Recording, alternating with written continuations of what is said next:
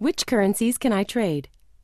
This short video will introduce you to the currency pairs most popular among Forex traders. Much like exchanging money overseas in Forex, every transaction involves the purchase of one currency and the simultaneous sale of another.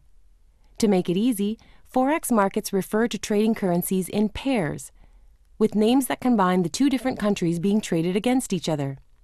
The 7 most frequently traded currency pairs are referred to as the majors.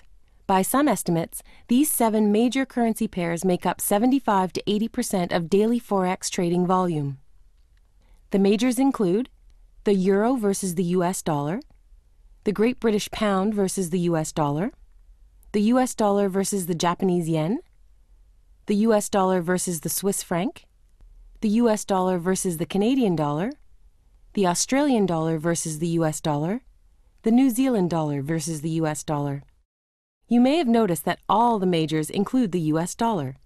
That's because the US dollar is the central currency against which other currencies are traded. What does that mean?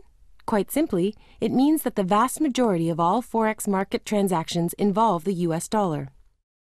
There are lots of other currency pairs that don't include the US dollar, but include the other major currencies traded against each other, like the Australian dollar against the Japanese yen, the euro against the British pound, or the Canadian dollar against the Japanese yen.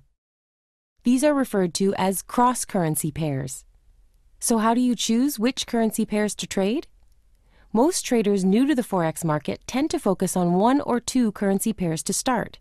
It often makes sense to start with the most popular currency pairs, like the euro or Japanese yen against the US dollar, since there's so much more information available about the underlying economies. We've made it easy to access timely, relevant market data and information for any currency pair that you're interested in.